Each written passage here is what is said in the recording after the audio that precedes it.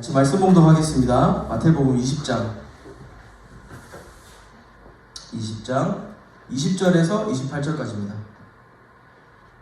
저와 여러분이 한 절씩 교독하도록 하겠습니다. 마태복음 20장 20절에서 28절. 그때에 세베대의 아들의 어머니가 그 아들들을 데리고 예수께 와서 절하며 무엇을 구하니?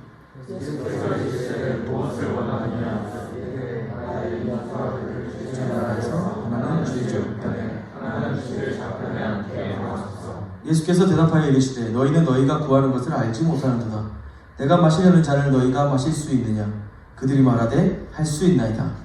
이르시되 너희가 과연 내 잔을 마시려 하느냐? 내 저에 앉는 것은 내가 주는 것이 아니라 내 앞에서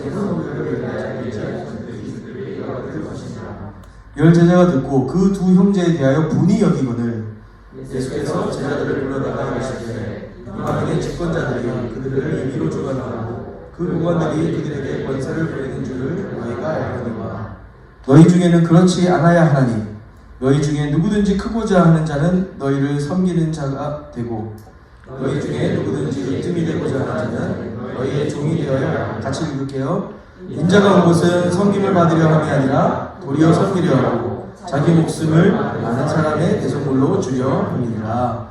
아멘. 네, 자리 앉으셔도 좋습니다.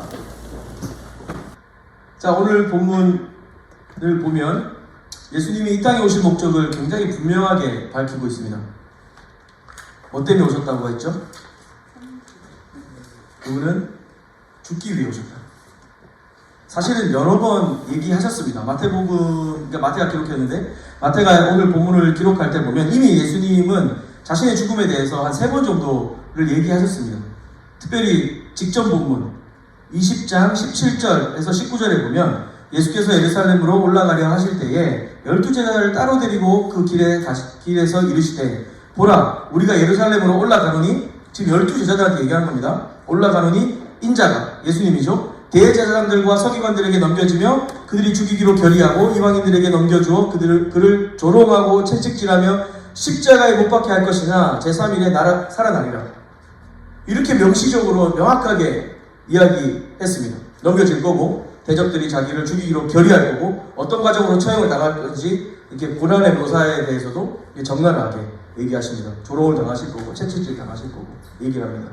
사실 16장 17장에는 이보다는 좀 모호하지만 두 번 더 예수님 죽음에 대해서 스스로 언급하신 장면이 나옵니다.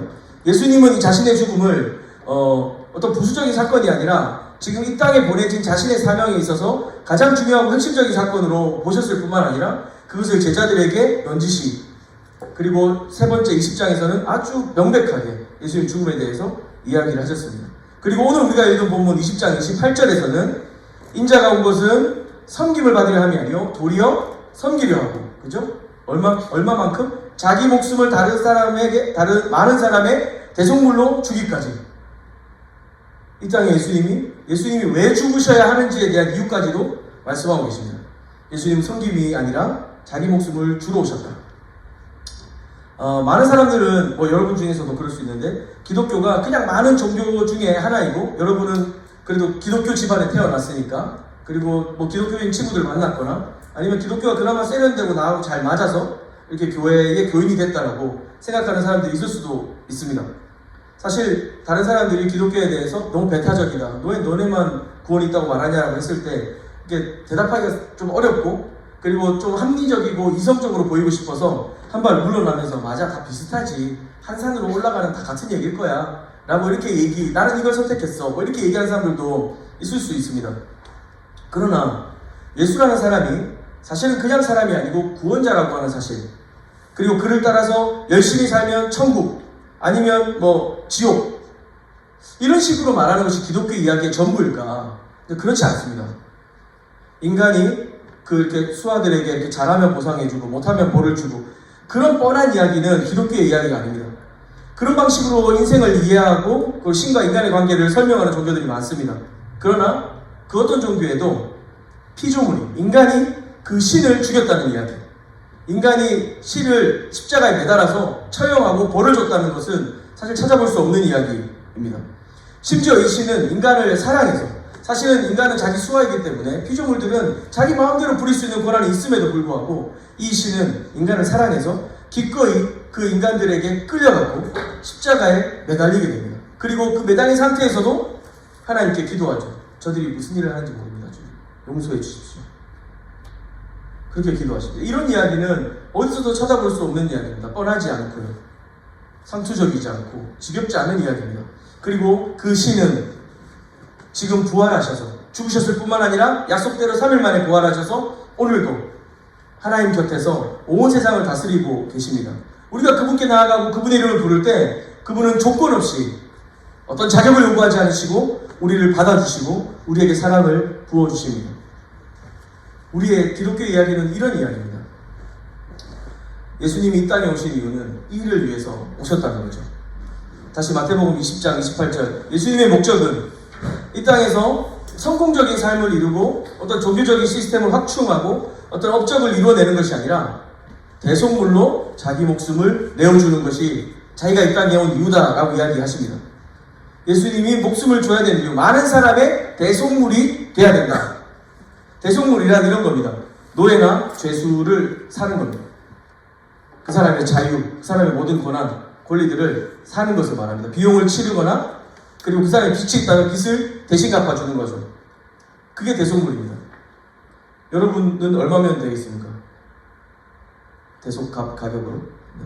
사실 이 대속물이란 말이 몸값이라는 뜻을 동시에 가지고 있어요. 그래서 얼마면 되겠니? 라고 하려고 했는데 그 드라마를 여러분이 모를 것 같아서 예수님이 해결하시려고 하는 이 상황은 어떤 한 사람이 어떤 노동력과 어떤 부가치를 가지느냐 정도가 아니라 전 우주적인 이 죄와 사망의 권세에 대한 값을 치르는 것입니다. 너희가 치를 수 없는 몸값을 내가 치러주겠다.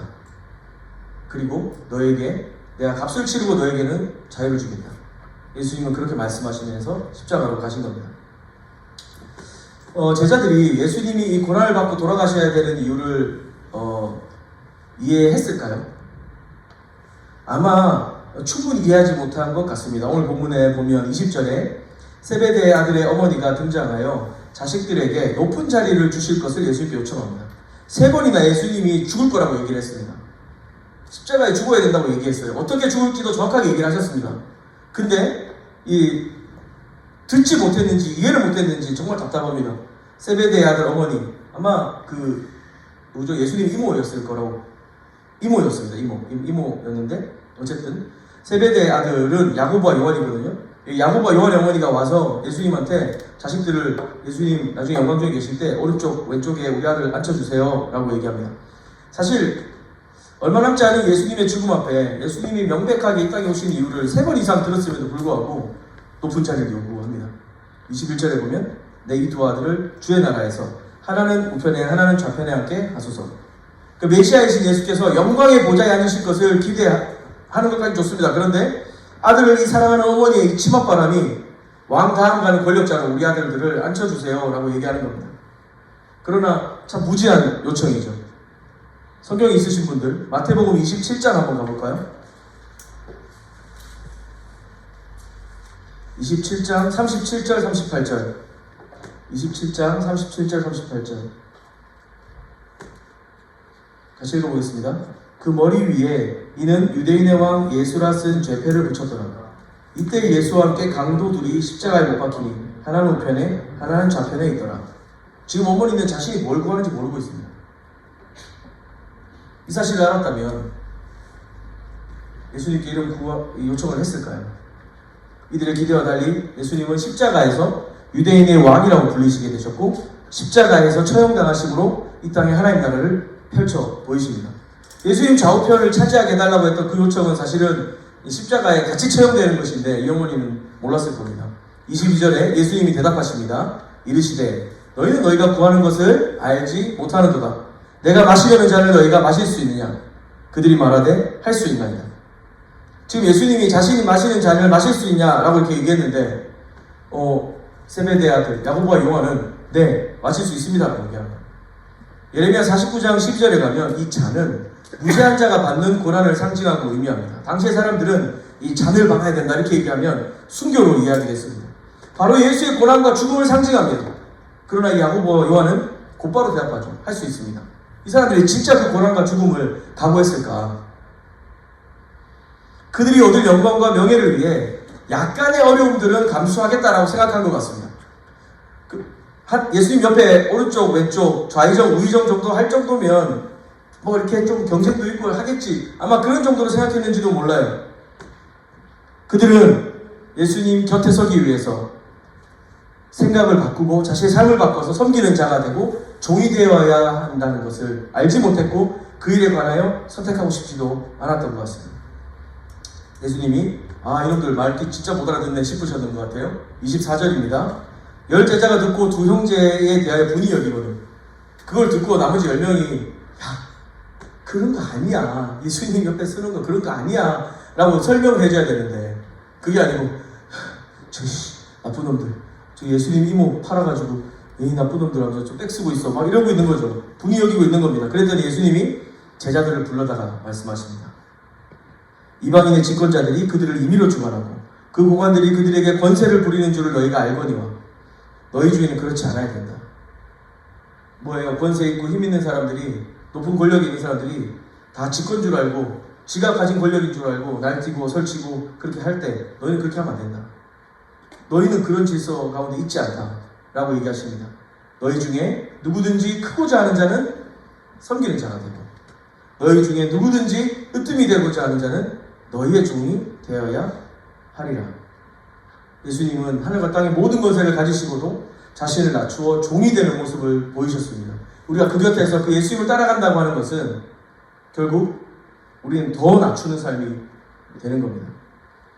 다시 마태복음 20장 28절입니다. 같이 한번 읽어볼까요? 시작. 인자가 온 것은 섬김을 받으려 함이 아니라 도리어 섬기려 하고 자기 목숨을 많은 사람의 대속물로 주려 함이니라. 예수님은 대속 그리고 이 희생하시는 것에 대한 가르침을 또다시 주십니다. 예수님이 몇 번 말씀하셨는데 어리석게 아직도 깨닫지 못하는 이 제자들의 모습. 근데 사실은 우리가 답답하게 보이지만 실상 우리의 모습과 그렇게 다르지 않다는 것에서 우리는 조금 더 공감하게 되는 것 같습니다. 야고보와 요한의 반응을 볼 때 인간이 이 십자가의 진정한 의미를 알아내는 것이 쉽지는 않은 것 같습니다. 이것을 깨달으면 사실은 훨씬 우리가 겸손하게 또 하나님 앞에 살아가는 삶이 무엇인지를 조금은 더 걸어갈 수 있을 거라고 생각은 되지만 우리는 교만하고 진실을 볼 수 없습니다. 그리고 교만하기 때문에 걱정합니다.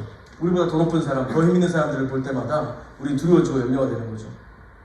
이 끊임없는 걱정들. 내 삶은 이렇게 돼야 되는데, 내가 원하는 대로 이렇게 돼야 되는데, 예수님 따라다니면서 내가 예수님 영광 중에 보좌에 계실 때 오른편 왼편에 앉혀달라고 이야기했는데 하나님 왜 이렇게 하지 않으시지? 자신이 하나님보다 더 잘한다고 생각할 때 그럴 때 우리는 이런 반응들로 서게 됩니다. 하나님을 조정하려고 하고 염려하고 두려워하고 걱정하는 거죠. 영혼의 안식을 주는 진정한 겸손. 십자가는 우리로 하여금 이런 진정한 겸손으로 우리의 삶을 이끌어줍니다. 예수님은 자신이 이 땅에 온 이유를 제자들이 여전히 깨닫지 못하자 한자리에 모아놓고 말씀하십니다. 이방인들의 집권자들이 그들의 임의로 주관하고 그 고관들이 그들에게 권세를 부리는 줄 너희가 보았다. 알고 있다. 그러나 너희는 그러지 않아야 된다. 대부분 사람들은 사회에 영향을 끼치기 위해서 힘을 가지려고 하고 군림하려고 하고 권력을 가지려고 하고 통제하려고 한다. 힘과 부와 빽이 있어야 자기 뜻을 이룰 것이라고 생각한다. 그러나 너희 중에는 그렇지 않을지. 너희 중에는 그렇지 않을지.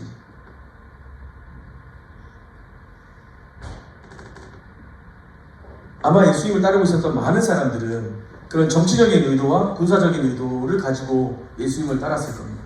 예수님이 5,000명을 한 번에 먹이시는 장면, 그리고 병자들이나 귀신 들린 자들을 치유하시고 신을 쫓는 어떤 신적인 능력들을 보면서 이 정도면 로마를 이길 수 있겠다. 아니 로마까지는 아니더라도 헤롯 정도를 쫓아낼 수 있겠다. 빌라도를 이길 수 있겠다. 그런 생각을 했었을 겁니다. 그러나 여러분, 이스라엘의 역사를 내내 보십시오. 그들이 싸운 전쟁이나 정치적 어떤 암투나 경쟁이나 투쟁을 통해서 그들이 자유롭거나 평안을 얻은 적은 한 번도 없습니다. 오히려 하나님은 그들이 바벨론으로 쫓겨갔을 때에도 바벨론을 위해서 기도하라고 말씀하십니다. 그를 위해 기도하라 라고 이야기하십니다. 그 도시를 위해서 기도하라. 그 도시 더 평화롭고 살기 좋은 곳으로 일구어 가라. 너희의 섬김으로 그 땅이 번영하면 너희도 번영할 것이다. 사실은 우리에게는 굉장히 불편한 말입니다. 예를 들어 일제강점기 시기 동안에 우리로 하여금 민족 어떤 독립을 위한 운동들을 하고 있는 사람들에게 일본을 위해서 기도해라. 아니면 그냥 보통 사람들에게 일본을 위해서 기도하라 그래도 쉽지 않았을 겁니다. 예수님이 하시고 싶은 말씀은 이런 겁니다. 예레미야에 나오는 말들도 이런 거죠.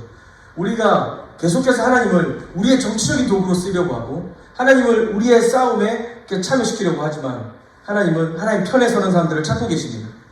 그래서 권력을 통해서 영향력을 얻으려고 하는 것은 어리석은 짓이다. 권력을 통해서 얻은 영향력으로 세상을 진정으로 변화시킬 수 있다고 믿느냐? 그렇지 않다. 전혀 다른 방법이 필요하다. 그것이 뭐냐면 희생적인 사랑을 부어줘라. 그것 없이, 그러니까 우리가 살아가는 세상 속에서 그리스도인의 이 희생적인 사랑 없이 세상이 돌아갈 수 없다는 것을 너희가 보여줘라 라고 하는 겁니다. 목사님, 이게 착하게 산다고 다 될 일이 아니라니까요. 근데 이타적으로 산다고 해서 다 될 일이 아니에요 라고 생각하실 수 있습니다. 제가 재밌는 그걸 봤는데요. 그 돌고래들 있잖아요. 수컷 돌고래들이 팀을 이뤄서 짝짓기 시즌이 되면 짝짓기를 한다고 해요. 그래서 혼자서는 이게 암컷과 이 짝짓기 하기 힘들어서 한 두세 마리가 이렇게 편을 먹고 이게 한 마리를 한쪽으로 몰아가서 이렇게 짝짓기를 한다고 해요. 근데 얘들이 되게 똑똑하니까 이렇게 한 번씩 또 도와주고 또 도와주고 이런 식으로 하는데 가끔 이제 얌체 같은 놈들이 있대요. 그래서 이제 세 명이 같이 그 세 마리가 이렇게 같이 협동 활동을 하고 그 다음에 이제 짝짓기 시도하고 이렇게 해야 되는데 얌체 같은 놈이 있어서 도망가 버린대. 그리고 그 뒤에 안 도와준대. 그러니까 이기적으로 행동하는 거죠. 돌고래는 기본적으로 그 종족 번식을 위해서 이타적으로 행동하게 돼 있는데 이놈들이 중에 한 놈씩은 그렇지 않은 놈들이 있다는 거죠. 나중에 같이 이렇게 팀으로 이렇게 하다가 돌고래들이 개를 따돌립니다. 얌체짓 하는 그 돌고래를 따돌립니다. 너 같은 놈은 우리 사회에서 안 된다. 동물들도 이타적인 행동이 중요하고 의미 있다는 것을 압니다. 개미도 마찬가지고. 사실은 그 DNA 안에 이타적으로 행동하는 것이 자기에게 좋다고 하는 것을 이해하는 동물들이 많다고 해요. 그러면 우리와 같이 사회적 동물인 인간들은 이 도덕적인 추구에 있어서 그런 짐승들보다 못할 일이 전혀 없습니다. 친절하고 이타적인 행동을 하면 여러 가지 긍정적인 효과가 있다는 연구 결과가 있거든요. 그래서 그 미국 심리학과 교수가 했던 이 발표인데요. 자원봉사 하는 사람들이 그렇지 않은 사람들보다 우울감과 불안 수준이 낮고 그 다음 미래에 대해서 더 희망적이라 그래요. 그리고 이렇게 이타적으로 행동하고 자원봉사하고 이런 사람들을 보면 이렇게 배우자, 이웃, 친구, 가까운 사람에게 이 그 따뜻한 말을 건네게 되고요. 정서적으로 도움을 주게 되고 그렇게 노력하게 되고 이제 그런 이렇게 마을 안에 있었던 노인은 그렇지 않은 노인들보다 더 오래 살았대요. 그러니까 이타적으로 행동하면 할수록 자기 자신감이 증진되고 자신의 스트레스 조절에도 도움이 되는 거죠. 그러니까 되게 재밌는 이야기입니다. 우리는 돌고래보다 훨씬 낫죠. 근데 문제는 뭐냐면 우리가 이제 예를 들어서 예배 여러분이 들어왔어요. 다 친한 건 아니잖아요. 우리 한 300명 정도 되니까 다 알 수는 없어요. 그래서 들어오면 낯선 사람도 있고 그래서 보통 뒤에 오시는 분들 예를 들어서 그냥 예를 드는 겁니다. 지훈이가 뒤에서 들어와요. 유철이가 앉아있습니다. 유철이가 처음 왔어요. 그럼 유철이 옆을 지나가면 알잖아요. 느낌 딱 이렇게 딱 봐서 아는 건 아닌데 그냥 느낌 처음 온 것 같은데? 낯선데? 난 느낌 되지 않아요. 낯선 향기가 난다 이러면서 근데 지나가면은 가능한 그 사람과 먼 자리에 앉습니다. 다음 주에 한번 그 습성들을 보세요. 처음 오신 분과 가능한 먼데 앉습니다. 사실은 먼저 인사할 만도 한데 어렵죠. 기질마다 차이는 있을 수 있습니다. 그런데 우리 마음이 기본적으로 어떤 게 있냐면 내가 손을 내밀었을 때 이 사람이 손을 내밀 것이다 라고 하는 확신이 없기 때문에 우리는 이타적으로 행동하고 친절하게 행동하는 것이 옳고 합리적이고 더 좋은 것임을 알면도 불구하고 그렇게 하지 않는다는 거죠. 그래서 이 지점에서 나는 우리 교회가 너무 필요하다는 생각이 드는 거예요. 여러분이 교회 안에서도 그럴지인데 세상에 나가서 여러분 살 때 여러분 친구들 안에 있을 때 마찬가지입니다. 끼리끼리만 친하고 몇 사람하고만 잘 지내고 하는 거는 그건 누구나 할 수 있는 일입니다. 그러나 우리 사회가 그 돌고래 소사이어티보다 훨씬 더 풍요롭고 훨씬 더 안전하고 훨씬 더 의미 있는 삶으로 살아가기 위해서는 먼저 손을 내미는 사람들이 있어야 됩니다. 먼저 다가가는 사람들이 있어야 돼요. 그러나 아까도 말했지만 이 사람이 내가 손을 내밀었을 때 왜 이래? 그럴 수 있잖아요. 누구는 MBTI인데 어떤 사람은 극I라서 왜 나한테 손 내밀으라 그러지? 하면서 막 그런 사람도 있을 수 있잖아요. 속도가. 근데 그럴 때마다 우리가 조심하느라 거리를 두느라 멀어지고 더 조심하다 보면 우리 사이는 계속 나와 다른 사람의 소외 그리고 이 물리적 사회적 거리들이 멀어지게 될 겁니다. 그러나 신자들은, 믿는 사람들은, 그리스도인들은 우리가 이타적으로 살아가는 삶에 있어서 우리의 이 거절들이 그리스도께서 십자가에 당하신 거절, 그럼에도 불구하고 그분이 이 땅의 많은 사람들을 위한 대속물로 오셨다는 사실들을 기억하면서 그분이 나를 구원하시기 위해서 내 몸값을 치르기 위해서 생명을 다 내려놓으시고 십자가에 죽으셨다면, 그분이 내게 그렇게 행하셨다면, 그분이 나를 그렇게 받아주시고 사랑으로 나를 붙드신다면 우리는 조금 더 거절당하고 조금 더 민망하더라도 이렇게 넉살 좋고 막 그런 사람 되라는 건 아닙니다. 그러나 주님이 우리에 대한, 우리의 모든 수치와 거절에 대한 몸값들을 다 치르신 분이시다면 우리는 세상보다는 한 번 더 손을 내밀고 한 번 더 따뜻하게 발걸음을 그들을 향해 돌릴 수 있지 않을까요? 그러면 그럴수록 사실 우리 사회 세상들은 TV에서만 보던 사람들인데 친절하고 다른 사람들에게 양보하고 희생적으로 다른 사람들을 섬기는 사람들, TV에서나 보고 영화에서나 보는 사람들인데 그들의 삶의 현장에서 여러분을 보면서 그것을 발견하게 된다면 우리 사회는 더 좋아질 겁니다. 서로에 대한 신뢰와 사랑들과 애정들이 높아질 것이고요.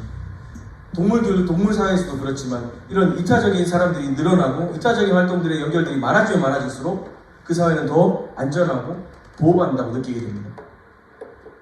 그리고 어느 공동체나 어느 사회나 약자들이 있기 마련이고, 태어날 때부터 아니면 자라오면서 어떤 실수나 어떤 어려움들을 통해서 다른 사람에게 동등한 수준에서 다른 사람들에게 그런 이타적인 활동과 삶을 나눌 수 없는 사람들도 있습니다. 그들에게 세상은 지옥입니다. 아무리 쫓아가도 따라갈 수 없는 지옥이죠. 그러나 저와 여러분이 그들 가운데 있을 때 먼저 손 내밀어주고, 먼저 그 곁에 앉아주고, 먼저 사랑의 표정은 좀 뭐죠? 미소를 지어주고 함께 격려해주고 같이 하면 좋겠다고 말해주는 것들,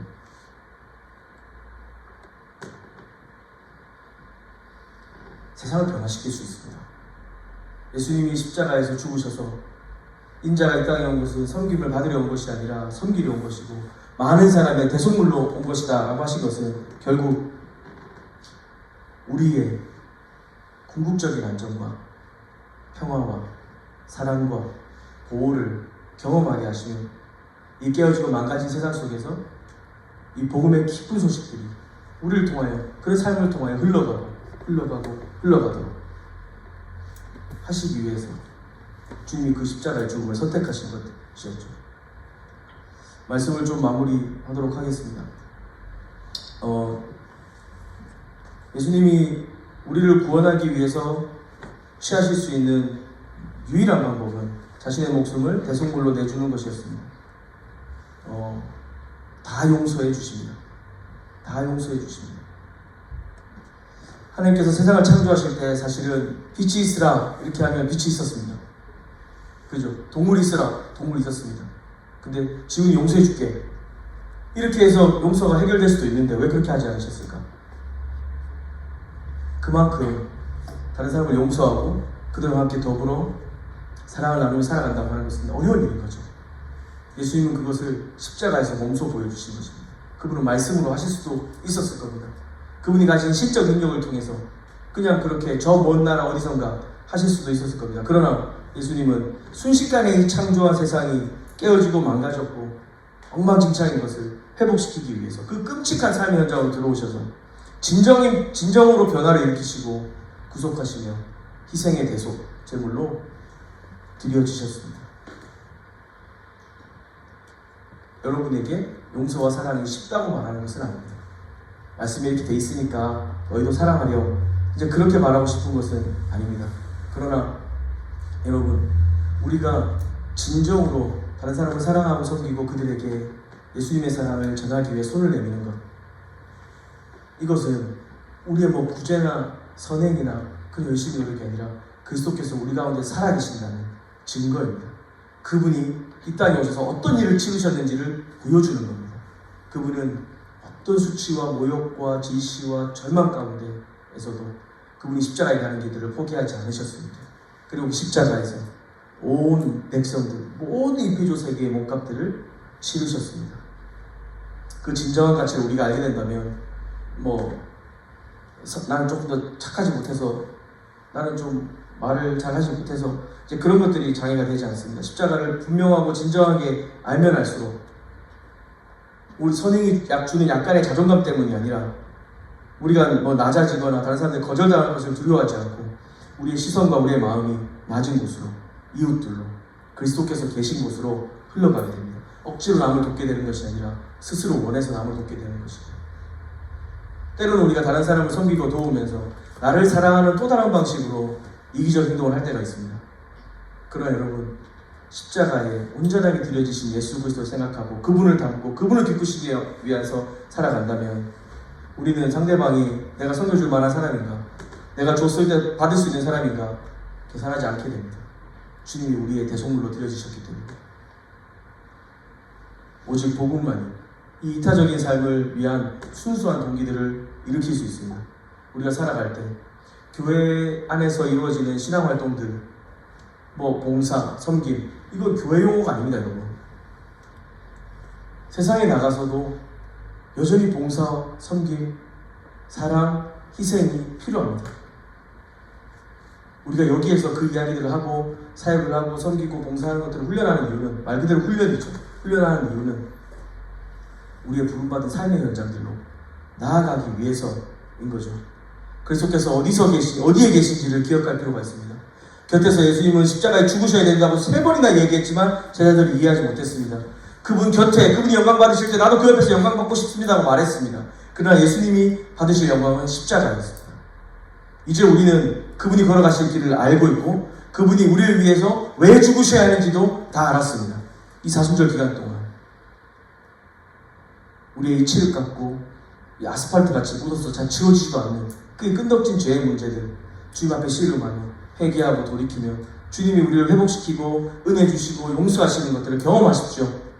그리고 그리스도께서 왜 우리를 그렇게 구원하시는가, 무엇을 위해서 우리를 구원하시는가도 기억하십시오.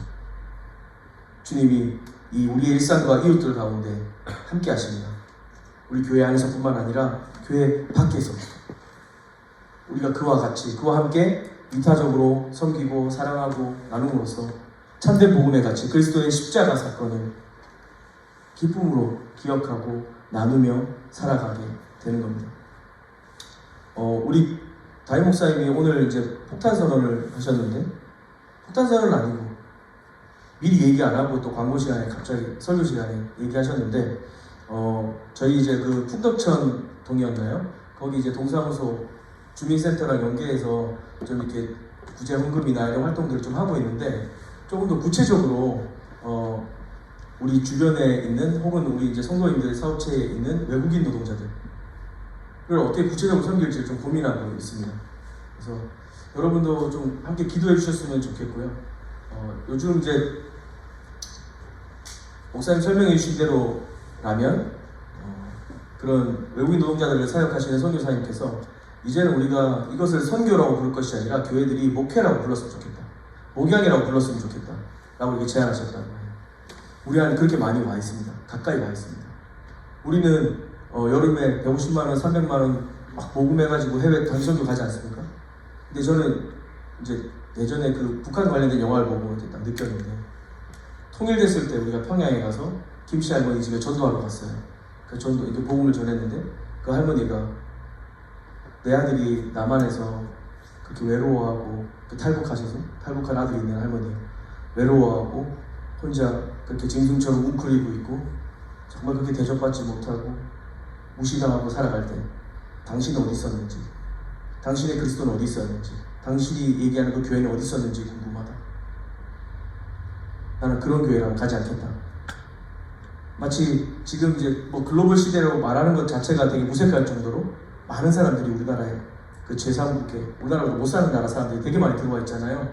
나중에 우리는 그 나라를 전도하거나 선교하러 가게 될 수도 있습니다. 그러나 우리 곁에 있는 많은 이 소외된 사람들을 향하여서 우리가 어떤 사랑과 어떤 관심들을 기울이고 있는가? 하나님이 우리에게 물으실 날이 있을 거라는 생각이 듭니다. 왜냐하면 그들을 위해서도 주님 몸값을 치르셨거든요. 대속물로 죽으신 분이시거든요.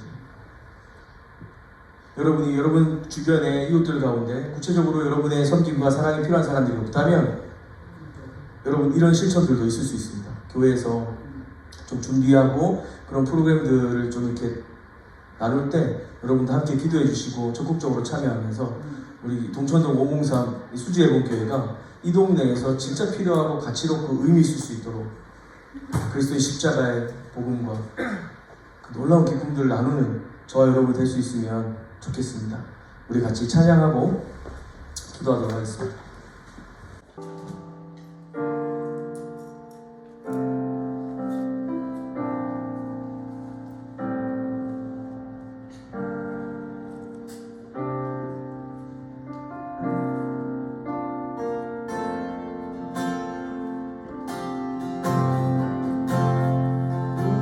성김이 더 낮은 곳으로 우리의 고뇌이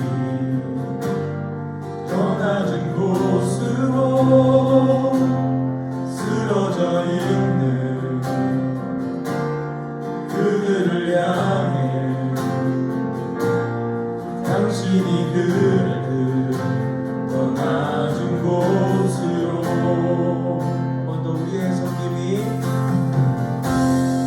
우리의 섬김이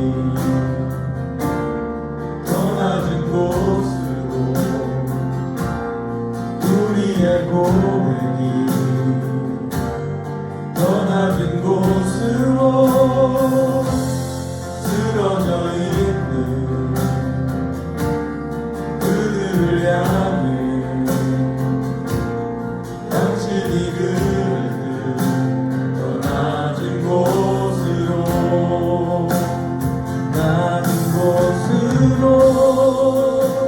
우릴 초대하네.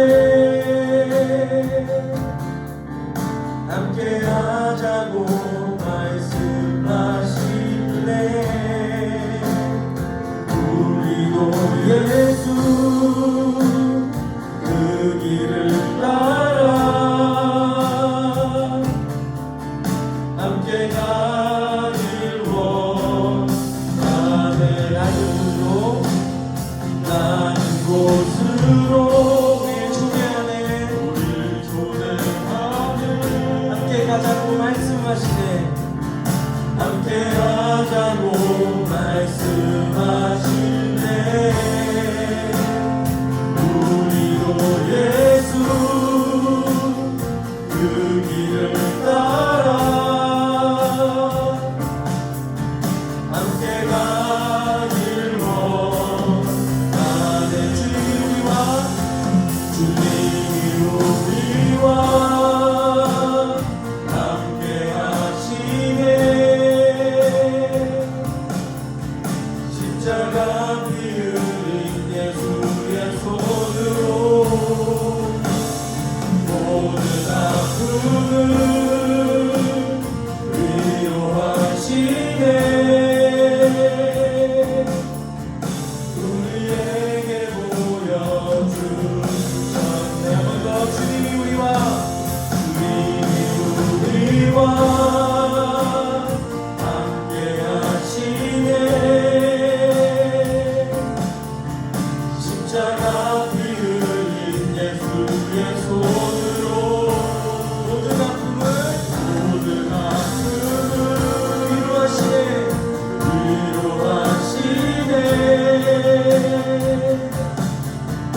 우리에게 보여주셨네. 우리는 예수님의 복음으로 이 땅이 더 아름답고 풍요롭고 충만하게 되기를 원합니다.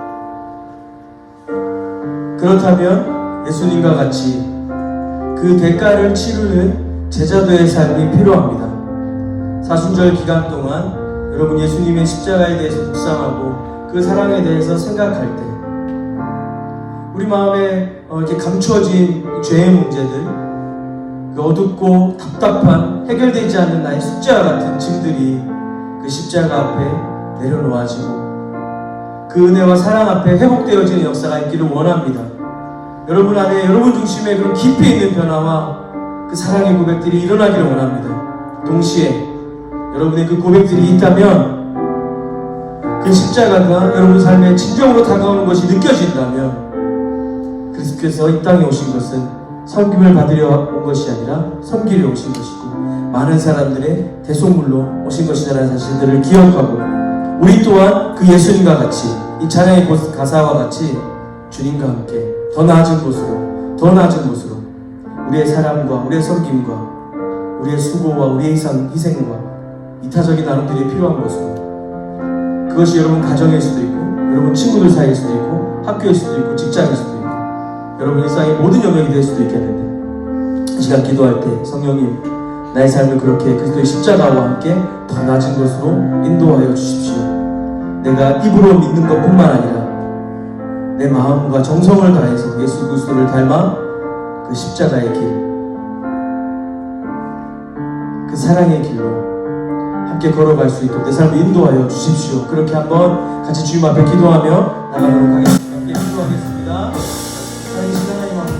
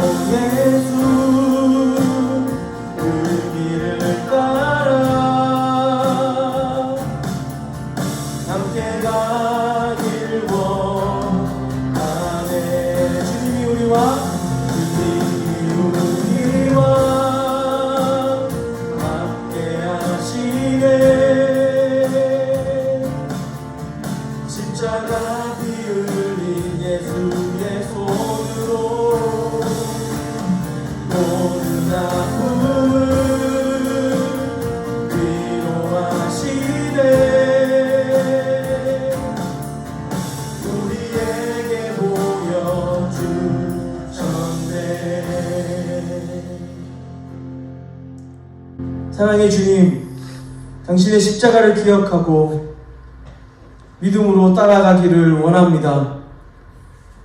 주님, 이 세상에서 경쟁하고 미워하고 질투하고 높아지려 하는 이 세상의 질서 한가운데에서 하나님, 당신과 함께 더 낮은 곳으로, 작지만 때로는 부족하지만 우리의 섬김과 이 사랑의 수고를 통하여 당신의 그 놀라우신 복음의 기쁨들이 흘러갈 수 있는 그 매일매일을 꿈꾸게 하여 주시옵소서. 더 낮은 곳으로 주님과 함께 걸어가며 우리가 그저 우리의 마음의 위로와 평안을 얻는 것뿐만 아니라 온 땅을 위해서 십자가를 지신 예수님의 놀라우신 사랑과 은혜를 증거하고 나누며 흘려보내면 흘려보낼수록 우리가 더욱 풍성해지고 더 충만해지는 것을 경험하며 그렇게 우리의 매일과 일상이 변화되어지는 것들을 보게 하여 주시옵소서. 주님을 더 깊이 사랑하고 이 사순절 기간 동안 예수님의 십자가가 더 깊이 체험되고 깨달아지기를 원합니다. 주님 사랑합니다. 예수님의 이름으로 기도합니다. 아멘. 자리에 일어나서 결단의 찬양 이렇게 올려드리도록 하겠습니다.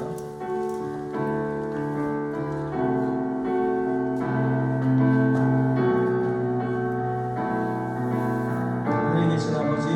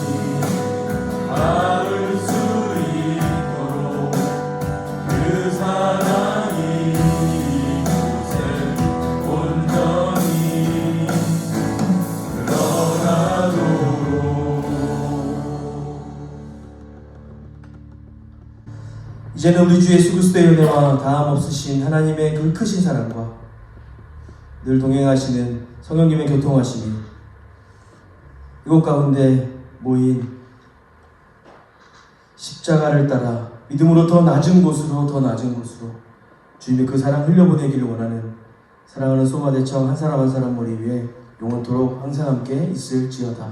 아멘.